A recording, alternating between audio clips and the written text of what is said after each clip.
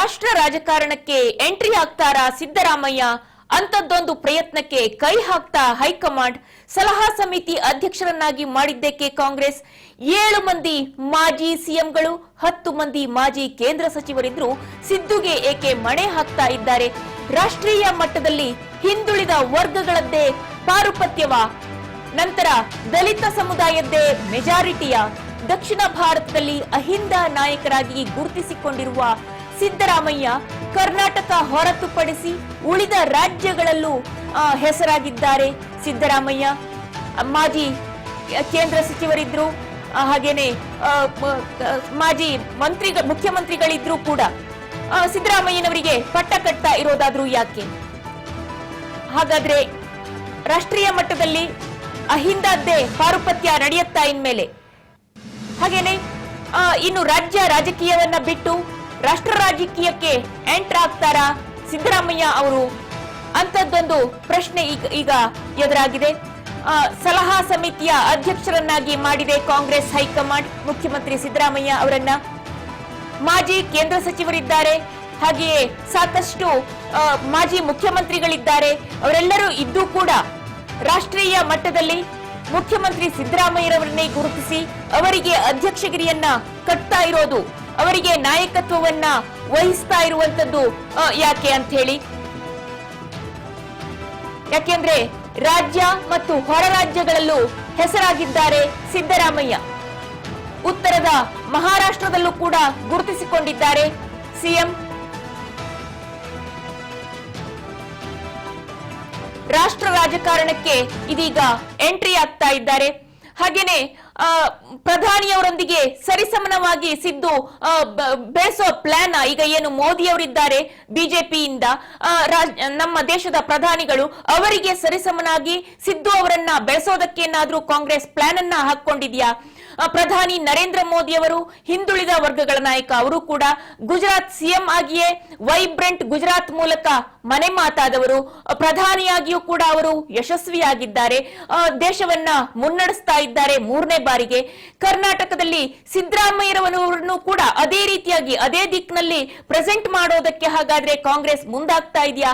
ಈ ಎಲ್ಲ ಪ್ರಶ್ನೆಗಳು ಕಾಡುತ್ತೆ. ಯಾಕಾಗಿ ಅಂದ್ರೆ ಅಹಿಂದ ವರ್ಗಕ್ಕೆ ಅವರನ್ನ ನಾಯಕರನ್ನಾಗಿ ದೇಶದ ಮಟ್ಟದಲ್ಲಿ ಅವರನ್ನ ಪ್ರೆಸೆಂಟ್ ಮಾಡೋದಕ್ಕೆ ಹೊರಟಿರೋದು.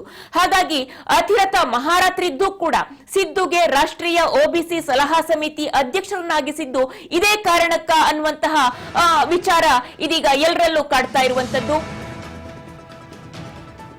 ಪಿಎಂಗೆ ಸರಿಸಮನಾಗಿ ಸಿದ್ದುವನ್ನ ಬೆಳೆಸುವಂತಹ ಪ್ಲಾನ್ ಅನ್ನ ಹಾಕೊಂಡಿದ್ಯಾ ಅಂತ ಹೇಳಿ. ಯಾಕೆಂದ್ರೆ ರಾಷ್ಟ್ರೀಯ ಮಟ್ಟದಲ್ಲಿ ಲೋಕಸಭಾ ಚುನಾವಣೆ ಬಂದಾಗೆಲ್ಲ ಮೋದಿ ಅವರಿಗೆ ಯಾರಾದ್ರೂ ಟಕ್ಕರ್ ಕೊಡ್ತಾರೆ ಅಂತಂದ್ರೆ ಅದು ಸಿದ್ದರಾಮಯ್ಯನವರು ಮಾತ್ರ. ನೇರವಾಗಿ ವಾಗ್ದಾಳಿಯನ್ನ ನಡೆಸ್ತಾರೆ. ಮೋದಿ ಅವರಿಗೆ ತಿರುಗೇಟನ್ನ ನೀಡೋದಕ್ಕೆ ಯಾರು ಇದ್ದಾರೆ ಅಂದ್ರೆ ಅವರು ಕಾಂಗ್ರೆಸ್ನಿಂದ ಸಿದ್ದರಾಮಯ್ಯ ಅವರನ್ನೇ ಬೆರಳು ಮಾಡಿ ತೋರಿಸುವಂತದ್ದು, ಅವರೇ ಎದುರು ಹಾಕೊಳ್ಳುವಂತದ್ದು, ಅವರಿಗೆ ಟಕ್ಕರ್ ಕೊಡುವಂತದ್ದು ಮೋದಿ ಅವರಿಗೆ. ಹಾಗಾಗಿ ಅವರಿಗೆ ಸರಿಸಮನಾಗಿ ಬೆಳೆಸೋದಕ್ಕೆ ಹಾಗಾದ್ರೆ ಕಾಂಗ್ರೆಸ್ ಹೊರಟಿದೆಯಾ ಅನ್ನುವಂತಹ ವಿಚಾರ. ಇನ್ನು ಕಾಂಗ್ರೆಸ್ನಲ್ಲಿ ಸಾಕಷ್ಟು ಅತಿರಥ ಮಹಾರಥರು ಇದ್ದಾರೆ, ಆದ್ರೂ ಕೂಡ ಮುಖ್ಯಮಂತ್ರಿ ಸಿದ್ದರಾಮಯ್ಯ ಅವರಿಗೆ ಆ ಪಟ್ಟವನ್ನ ಕಟ್ಟಲಾಗ್ತಾ ಇದೆ ಕರ್ನಾಟಕದ ಸಿದ್ದರಾಮಯ್ಯನವರಿಗೆ. ಹಾಗೇನೆ ಬೆಂಗಳೂರಿನಲ್ಲೂ ಕೂಡ ಸಭೆ ನಡೀತಾ ಇದೆ, ಅದು ಕೂಡ ಯಾಕೆ ಅನ್ನುವಂಥದ್ದು. ಉತ್ತರದಲ್ಲೂ ಕೂಡ ಒಬಿಸಿ ನಾಯಕರನ್ನಾಗಿ ಸಿದ್ದರಾಮಯ್ಯನವರನ್ನ ಬಿಂಬಿಸೋ ಪ್ಲಾನ್ ಏನಾದ್ರೂ ಇದೆಯಾ ಅಂತ ಹೇಳಿ. ಖಂಡಿತವಾಗಿಯೂ ಅದೇ ರೀಸನ್ಗೋಸ್ಕರನೇ ಅವರಿಗೆ ಮುಂಚೂಣಿಯಲ್ಲಿ ನಿಲ್ಲಿಸಿರುವಂತದ್ದು. ಮೋದಿ ಮತ್ತು ಅಮಿತ್ ಶಾ ಅಥವಾ ಬಿಜೆಪಿಯ ಯಾವುದೇ ನಾಯಕರಿರ್ಬಹುದು, ಘಟಾನುಘಟಿಗಳಿರ್ಬಹುದು, ಅವರಿಗೆ ಟಕ್ಕರ್ ಕೊಡ್ತಾರೆ ಅಂತಂದ್ರೆ ಅದು ಸಿದ್ದರಾಮಯ್ಯ ಮಾತ್ರ. ಹಾಗಾಗಿ ಅವರನ್ನೇ ಪ್ರತಿನಾಯಕರನ್ನಾಗಿ ನಿಲ್ಲಿಸುವಂತಹ ಪ್ಲಾನ್ ಅನ್ನ ಕಾಂಗ್ರೆಸ್ ಕೂಡ ಹಾಕಿಕೊಂಡಿದೆ. ಲೋಕಸಭೆ ಎಲೆಕ್ಷನ್ ಬಂತು ಅಂತಂದ್ರೆ ಕಾಂಗ್ರೆಸ್ ಗೆದ್ರೆ ಅವರನ್ನ ಹಾಗಾದ್ರೆ ಮುನ್ನೆಲೆಯಲ್ಲಿ ನಿಲ್ಲಿಸುತ್ತಾ ಅನ್ನುವಂಥದ್ದು ಒಂದು ಪ್ರಶ್ನೆ. ಜೊತೆಯಲ್ಲಿ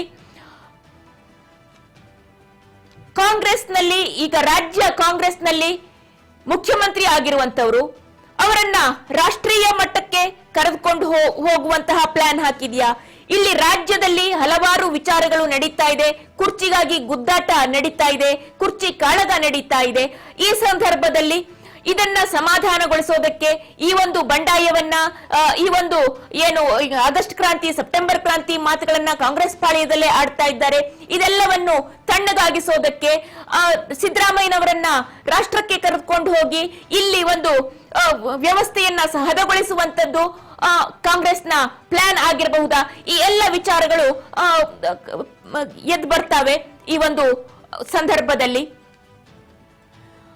ಜೊತೆಯಲ್ಲಿ ಸಿದ್ದುಗೆ ಒಬಿಸಿ ಸಾರಥ್ಯವನ್ನ ನೀಡ್ತಾ ಇರೋದಾದ್ರೂ ಯಾಕೆ ಅಂತ ಹೇಳಿ ಲೋಕಸಭೆ ಮತ್ತು ಬೇರೆ ಬೇರೆ ರಾಜ್ಯಗಳಲ್ಲಿ ಇನ್ನೇನು ಕೆಲವೇ ದಿನಗಳಲ್ಲಿ ಕೆಲವೇ ತಿಂಗಳುಗಳಲ್ಲಿ ವಿಧಾನಸಭೆ ಚುನಾವಣೆಗಳು ಕೂಡ ಬರುತ್ತೆ. ಆ ಸಂದರ್ಭಕ್ಕೆ ಒಬಿಸಿ ನಾಯಕರನ್ನಾಗಿ ಸಿದ್ದರಾಮಯ್ಯನವರನ್ನ ನಿಲ್ಲಿಸಿದ್ರೆ ಆಗ ಅಲ್ಲಿಯೂ ಕೂಡ ಪ್ರಚಾರಕ್ಕೆ ಅನುಕೂಲ ಆಗುತ್ತೆ ಅನ್ನುವಂತಹ ನಿಟ್ಟಿನಲ್ಲಿ ಈ ಒಂದು ಪ್ಲಾನ್ ಅನ್ನ ಮಾಡಿರುವಂತೆ ಕಂಡು ಬರ್ತಾ ಇದೆ. ಹಾಗೆಯೇ ಚುನಾವಣೆ ಅಂತ ಬಂದಿದ ತಕ್ಷಣ ವಾಗ್ದಾಳಿಗಳು ನಡೆಯೋದು ಸರ್ವೇ ಸಾಮಾನ್ಯ. ಪ್ರಧಾನಿ ಮೋದಿ ಹಾಗೂ ಅಮಿತ್ ಶಾ ಮತ್ತೆ ಇತರ ಘಟಾನುಘಟಿ ನಾಯಕರು ಬಿಜೆಪಿಯಲ್ಲಿ ಸಾಕಷ್ಟು ವಾಕ್ಚತುರರು ವಾಕ್ಪಟುಗಳು ಇದ್ದಾರೆ. ಅವರಿಗೆ ಎದುರೇಟನ್ನ ಕೊಡಬೇಕು ಅಂತಂದ್ರೆ ಅದು ಸಿದ್ದರಾಮಯ್ಯನವರಿಂದ ಮಾತ್ರ ಸಾಧ್ಯ.